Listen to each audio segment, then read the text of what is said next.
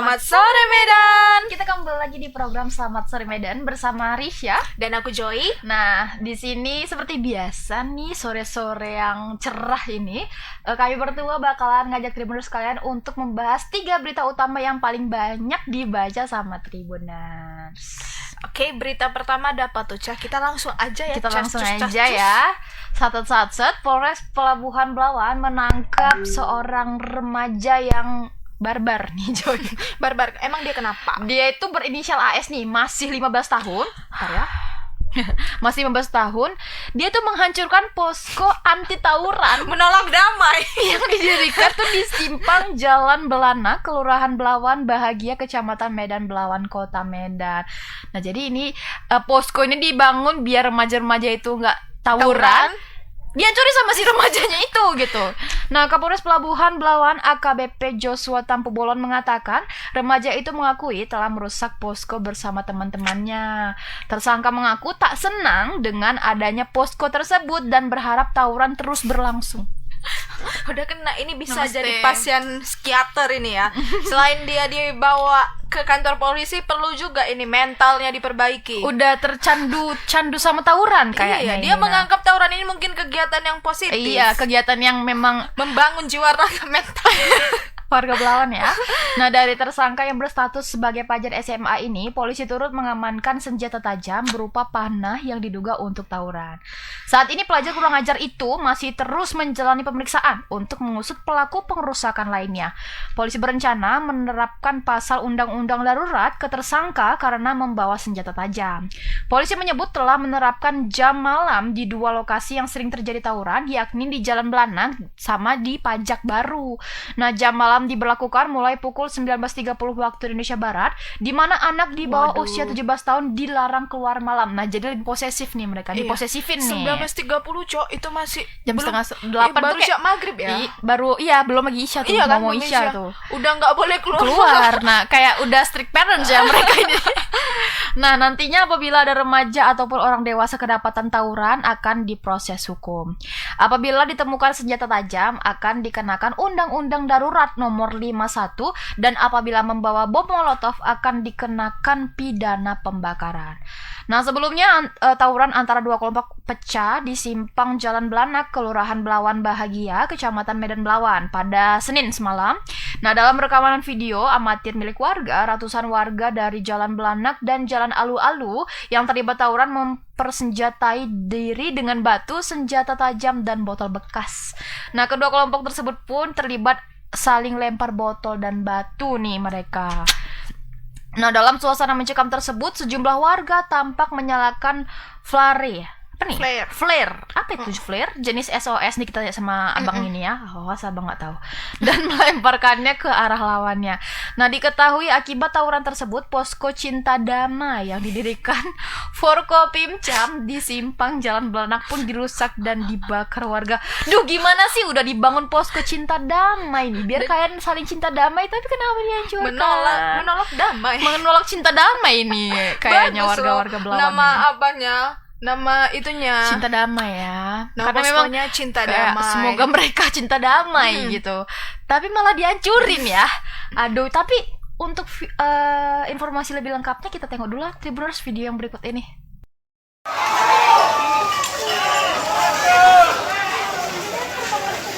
Enggak, itu enggak.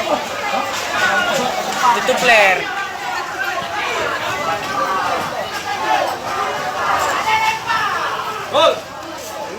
Semalam kami baru mengamankan ya satu pelaku ya yang merusak posko Cinta Damai yang didirikan di Kecamatan Medan Belawan.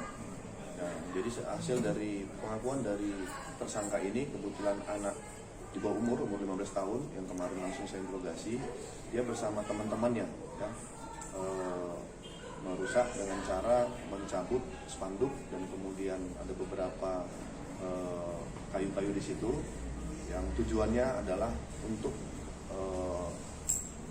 membiarkan adanya tawuran. Nah, ini hal-hal yang sangat atensi ya, terutama dari Bapak Kapolres Sumut, sehingga kami kemarin sudah membuat rapat koordinasi dan FGD Forum Group Discussion dengan para camat Kepling ya.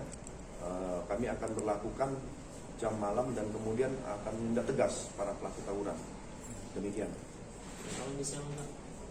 Inisialnya AS ya. AS. Pak, jam malam itu nanti berlaku kapan Pak? Ya, kemarin hasil kesepakatan dengan orang tua ya dan kemudian tokoh masyarakat dan tokoh agama, anak-anak yang di bawah umur 17 tahun ya, di atas maghrib ya, sekitar jam setengah 8, jam 8 dilarang untuk keluar. Nah tentunya ini tidak lepas dari kepada Kepling Lurah ya, mengawasi dan termasuk orang tua.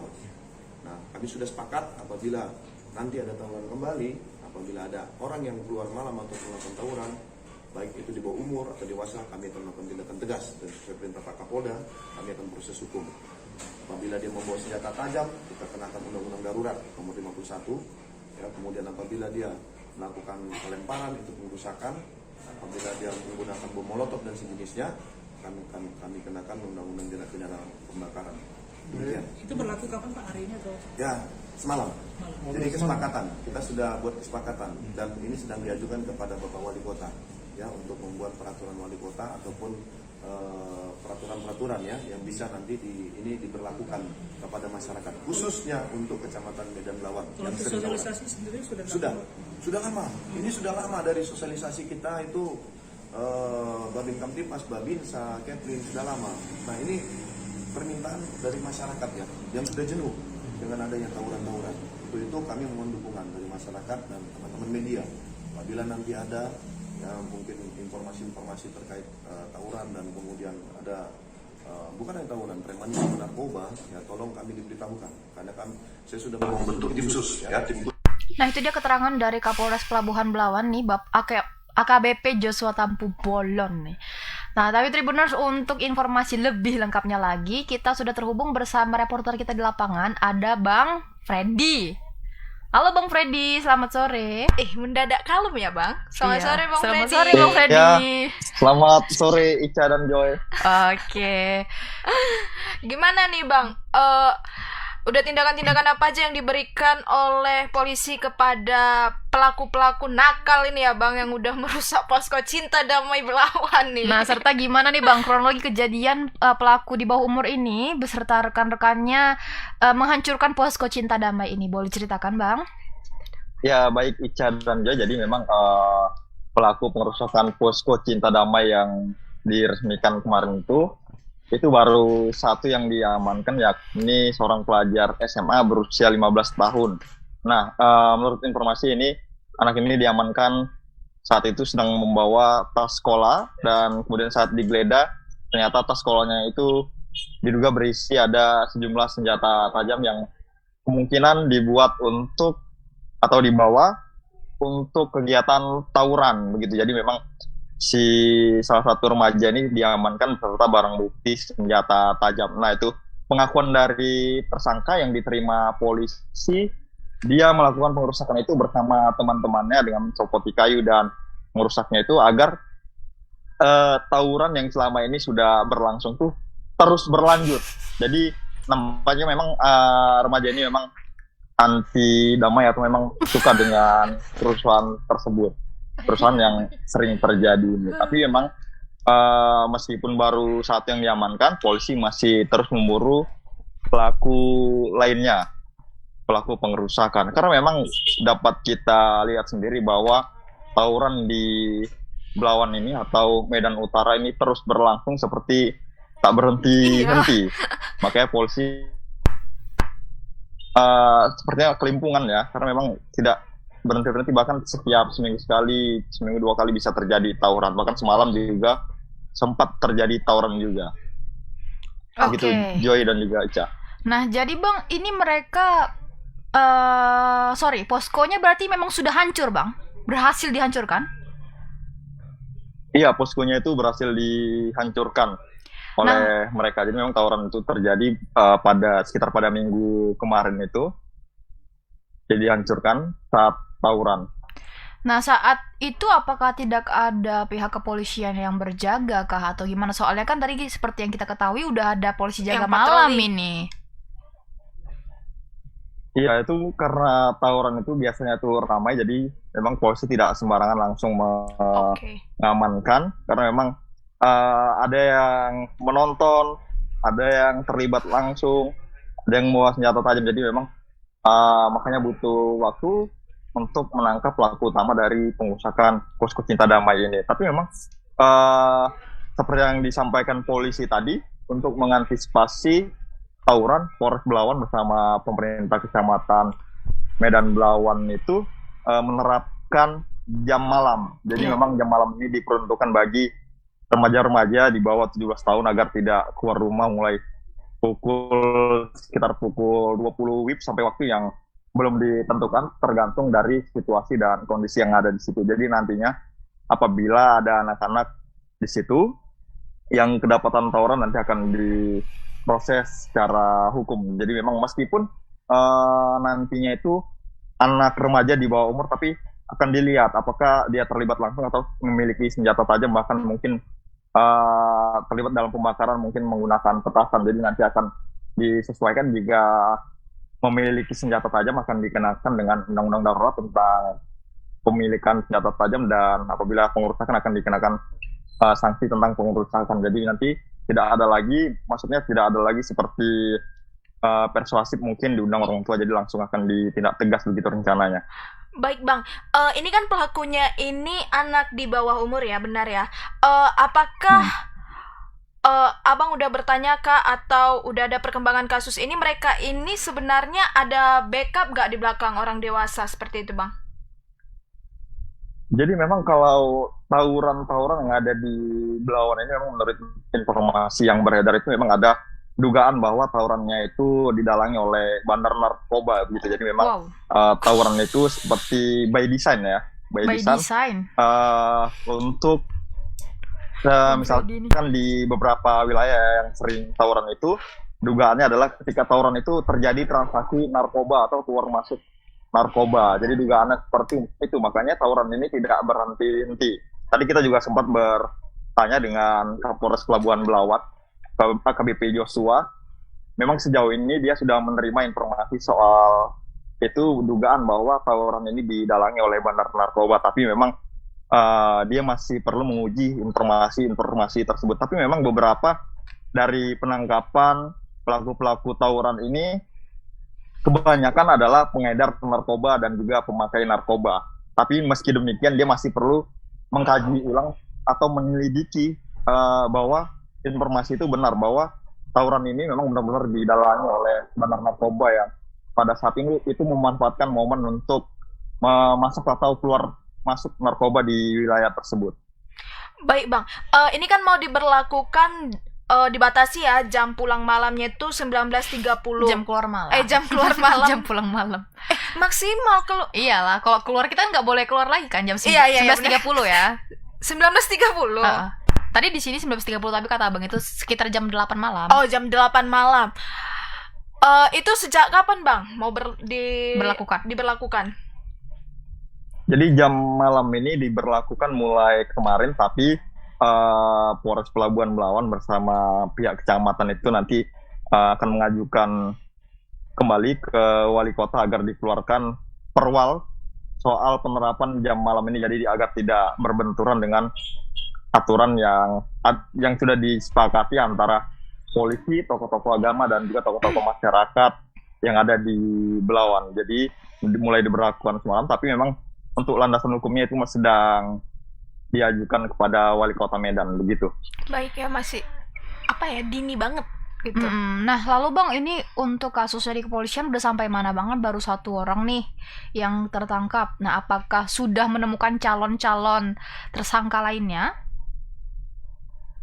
Ya memang sejauh ini polisi masih terus menyelidiki pelaku-pelaku lainnya. Jadi sampai saat ini di pelajar SMA itu masih diperiksa untuk dikorek lebih dalam lagi siapa-siapa saja yang terlibat pengerusakan atau tawuran yang terjadi hampir sepekan yang lalu.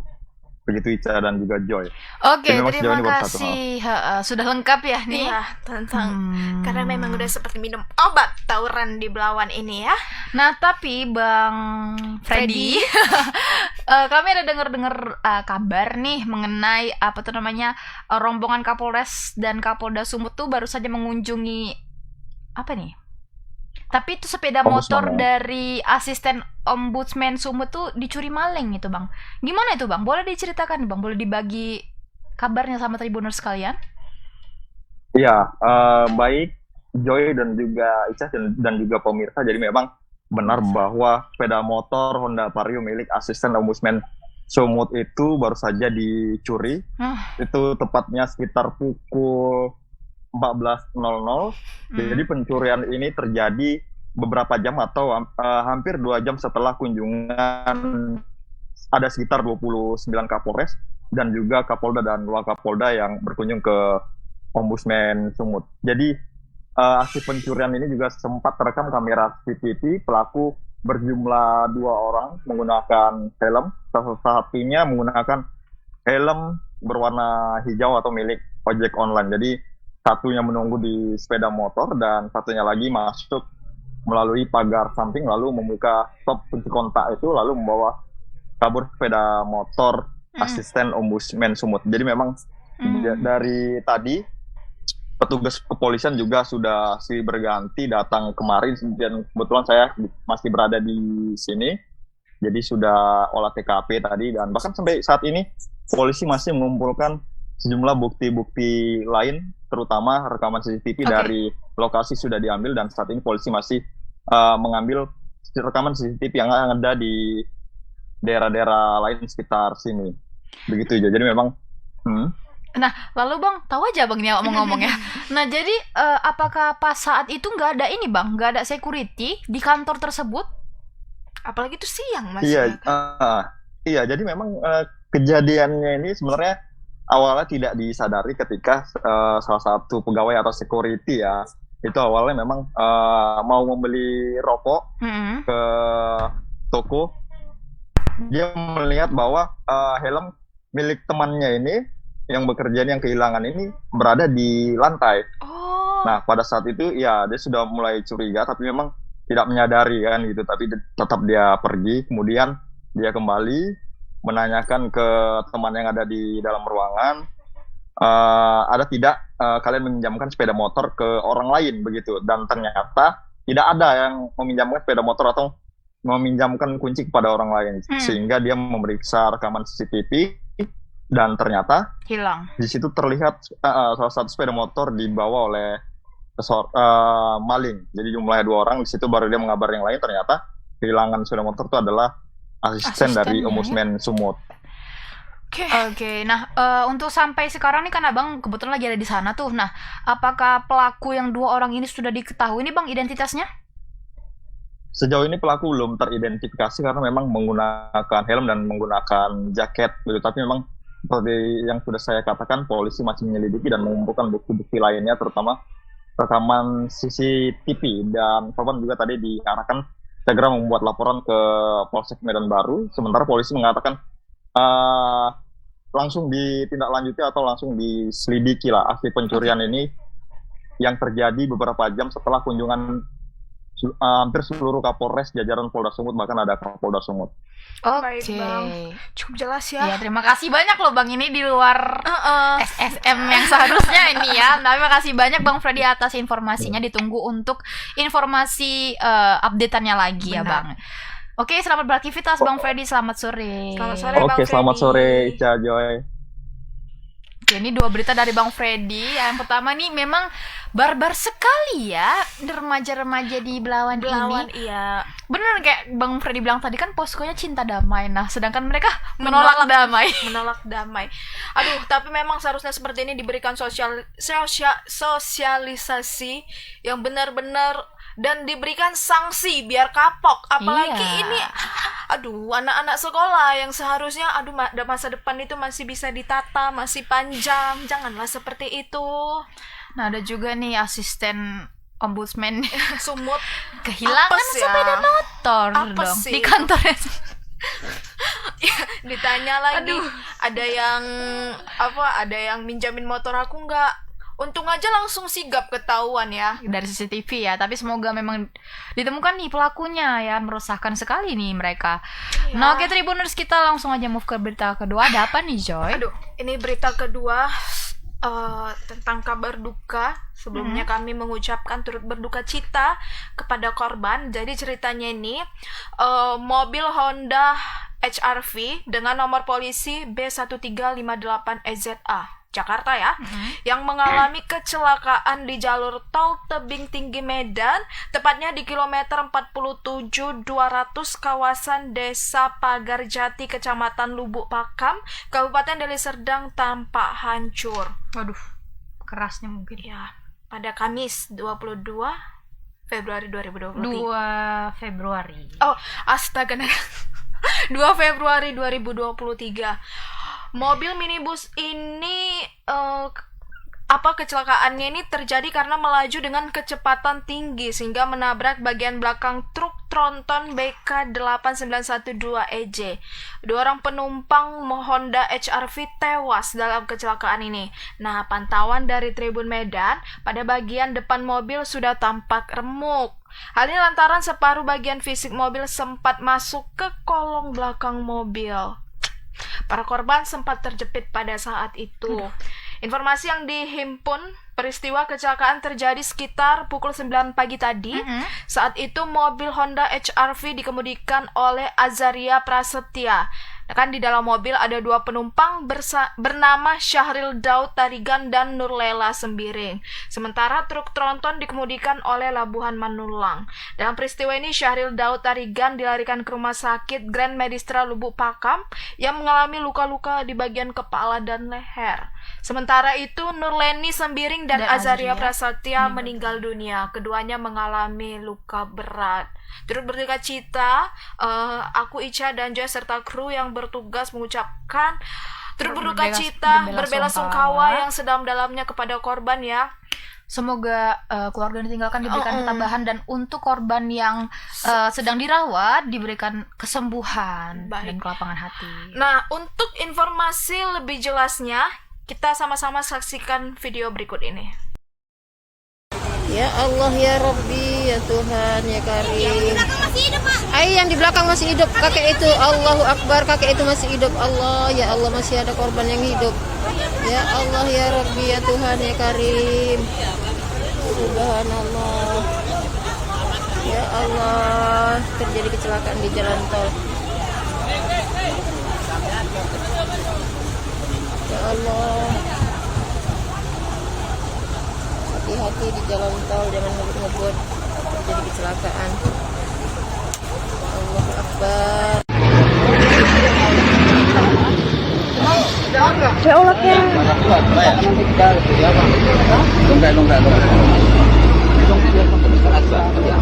ini dulu mau dikeluarkan bapak ini. Bisa itu. Kuat. Kita keluarga dari mana nih Pak? Dari Tebing? Iya, kita kan keluarga dari Tebing. Oh gitu Pak. Ini yang meninggal siapa Pak nih Pak? Yang meninggal satu kakak lah. Istri dari abang. Kakak ipar ya? Iya, Kakak ipar. Iya, kakak ipar ya, kakak ipar ya. Orang bapak dapat kabar jam berapa Pak? Sekitar jam 11. Jam 11. Di sini ketemunya atau di TKP? Enggak lah. Ketemunya di sini lah. Dari TKP nggak ketemu lah. Dari mana mau ke mana Pak? Dari Tebing mau ke Medan. Ke Medan. Jadi dari rumah berangkatnya? Iya, dari rumah. Ini yang orang Surabaya yang mana? Supirnya? Iya, supirnya. Ini Pak, rencananya mau dibawa kemana nih Pak? Satu mungkin dibawa ke Surabaya, supirnya. Satu ya dibawa ke Tebing, rumahnya di Tebing. Yang ini suaminya yang sehat ini di Medistra? Iya. Itu udah lihat kondisinya Pak? Belum. Belum lihat. Kemana tadi? Tadi langsung menuju ke rumah sakit umum. Dari Tebing? Ya. Dapat kabar dari mana Pak? Hah? Dapat kabar dari mana? Polisi? Iya, polisi tadi ada yang telepon. Dari keluarga juga tadi udah ada yang telepon. Udah banyak lah kabar tadi dapat. Oke. Itulah kabar aja kan. Waduh, itu dia keterangan dari apa ya, keluarga korban. Sangat sedih sekali. Nah, tapi Tribuners untuk lebih tahu lebih dalam nih mengenai gimana sih kronologinya, kita sudah terhubung bersama reporter kita di lapangan, ada Bang Indra. Halo Bang. Halo. Halo Ya, Bang Ica Indra, dan Joy. selamat sore. Sehat Bang? Ya, alhamdulillah sehat. Oke, Oke, Bang Indra, boleh diceritakan nih Bang, awal kronologinya kenapa nih mobil HRV ini bisa sampai menyeruduk tronton nih Bang? Apa Gimana? karena trontonnya berhenti atau Iya. memang dia terlalu balap? Atau gimana?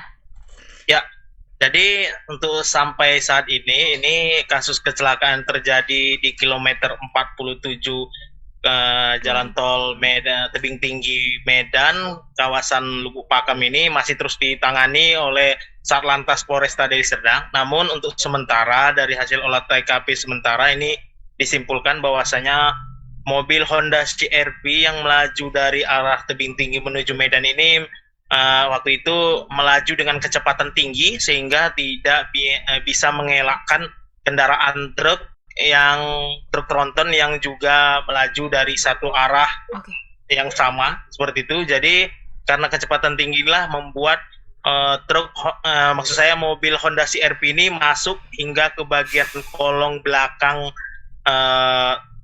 truk tronton ini seperti itu. Jadi untuk kedepannya ini akan diteliti lagi oleh penyidik dari Satlantas Polresta Deli Serdang seperti itu. Baik Bang, kalau tentang ininya Bang, supir truk tronton itu apakah telah dimintai keterangan Bang?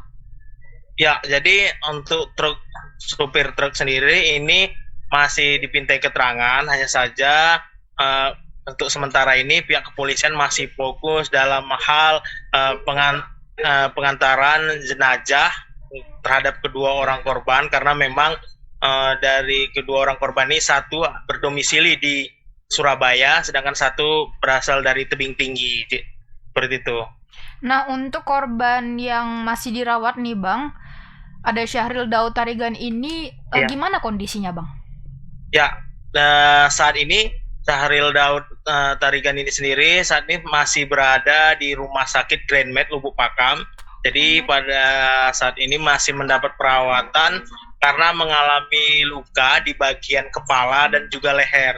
Untuk sejauh ini yang bersangkutan belum bisa dipintai keterangan seperti apa dan bagaimana kecepatan yang dilakukan oleh sopir pada saat itu, mengingat kondisinya juga cukup parah.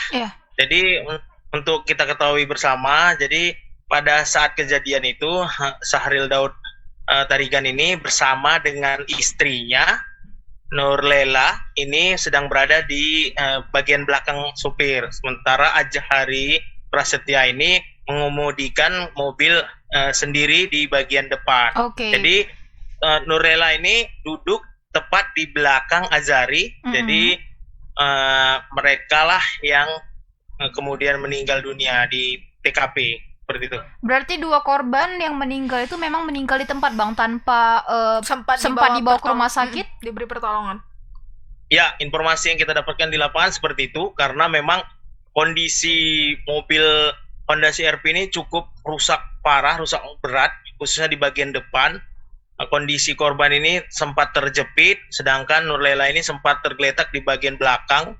Nah, karena yang rusak parah itu ada pada bagian depan kanan mobil, inilah yang membuat Nurlela dan juga sang sopir ini meninggal dunia. Nurlela dan Prasetya ya, si Azhari tadi. Ya. Aduh.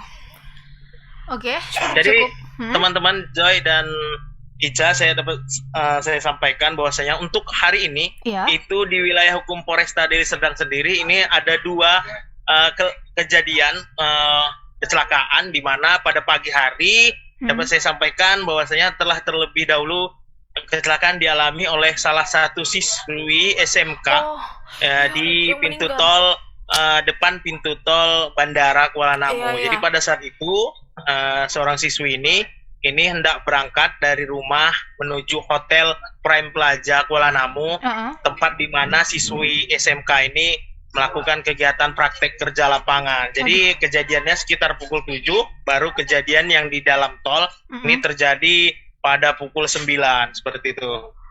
Nah, untuk kita bahas yang siswi ini boleh ya Bang ya? Ya, boleh. Nah, untuk siswi ini gimana Bang kronologinya? Kenapa dia bisa mengalami kecelakaan? Ya, jadi kronologi kejadian kecelakaan yang dialami siswi SMK Beringin ini itu terjadi tepat di depan area pintu keluar tol Bandara Kuala Namu. Jadi pada saat yang bersamaan siswi ini sedang mengendarai sepeda motor Yamaha Mio, sementara yang keluar dari area pintu tol bandara ini adalah truk. Jadi truk dan korban ini sama-sama keluar dan bertemu di persimpangan pintu keluar tol. Jadi pada saat itu korban terlebih dahulu ditabrak dari bagian belakang oleh truk sehingga terpental dan membuat kondisi kepala korban ini pecah. Seperti itu. Jadi lokasi kecelakaan ini hanya berkisar sekitar 300 meter dari tempat hotel di mana korban ini sehari-hari melakukan kegiatan praktek kerja lapangan. Seperti itu. Sekarang Bang bagaimana Bang supir truk tersebut? Apakah bisa berhasil diamankan? Apa? Ya.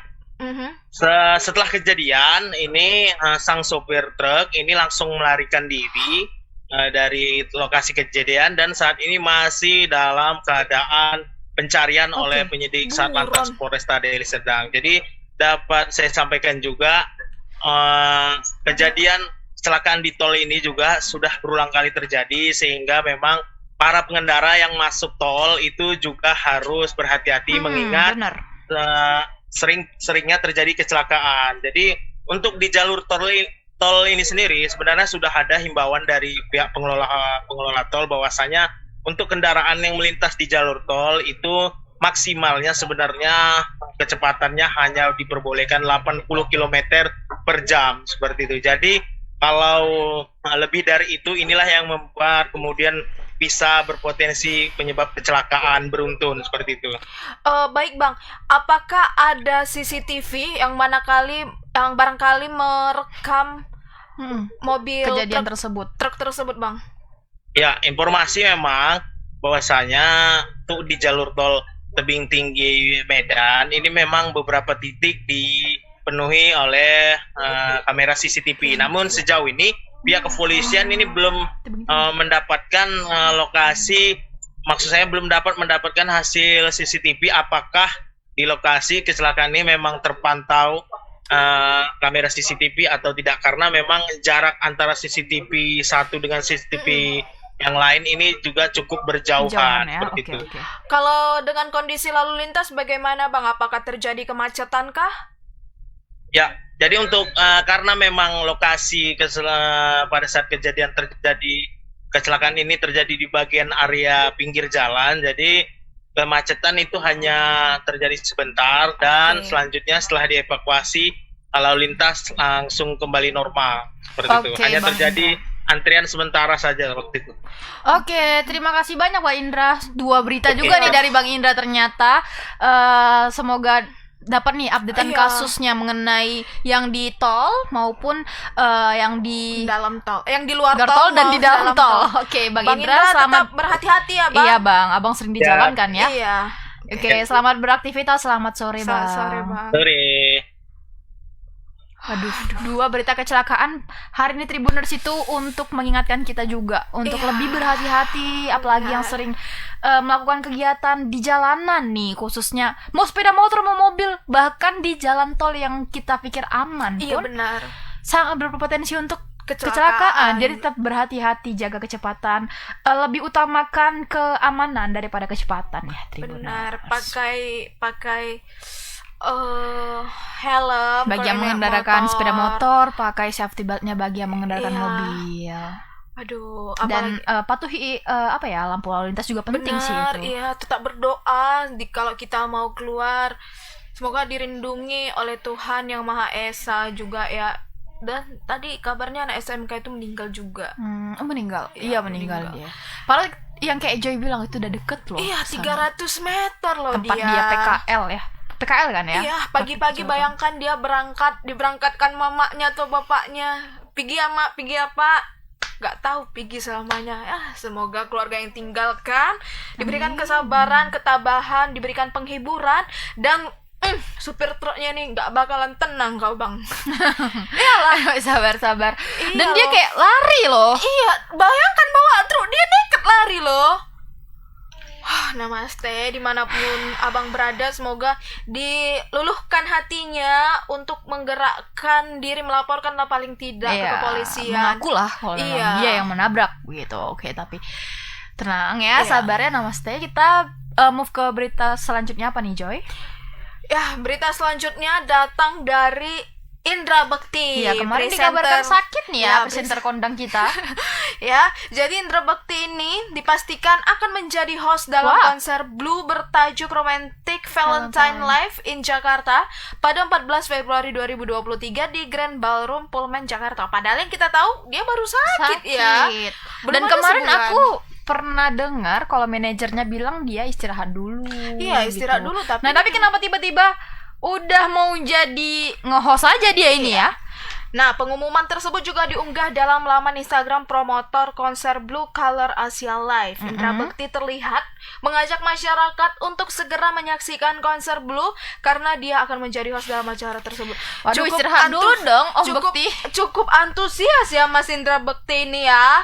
Namun tidak sedikit warganet yang kayak Ica ini nih, yang justru masih mengkhawatirkan kondisi Indra Bekti untuk menjadi host dalam konser tersebut. Sebab Indra Bekti masih menjalani pemulihan setelah sakit pendarahan otak. Ini tanggal 2 aja, kurang dari 2 minggu dia udah jadi Harus host. bekerja lagi. Iya, kita nggak tahu ya dia tuh jadi host utama atau Iya, cuman co-host gitu iya, ya. atau hanya kayak hai aku Indra Bekti seperti Tapi itu. ya kita lihat nanti di acaranya nih ya, Tribuners. Apalagi mengingat ya Indra Bekti ini penglihatannya aja belum pulih 100% ya. Kemarin kayak masih jalan juga, masih Iya. terbata-bata. Benar-benar. gitu. Nah, tak hanya itu, beberapa komentar lainnya juga mengkhawatirkan jika Indra Bekti masih dalam kondisi yang tidak prima, sehingga bisa mengakibatkan pingsan secara tiba-tiba ketika Waduh, acara jangan sampai. berlangsung. Nah, hal-hal yang seperti ini memang yang kita khawatirkan Takutkan. terjadi. Tidak menutup kemungkinan, tapi mari kita sama-sama tonton video berikut ini. Madu acara Blue dan Garrett Gas ini, dan ini menjadi momen comebacknya Indra Bekti setelah kemarin sakit ya dan cukup parah, tapi ini menjadi momen comebacknya dan kita langsung aja lihat videonya. Ini dia.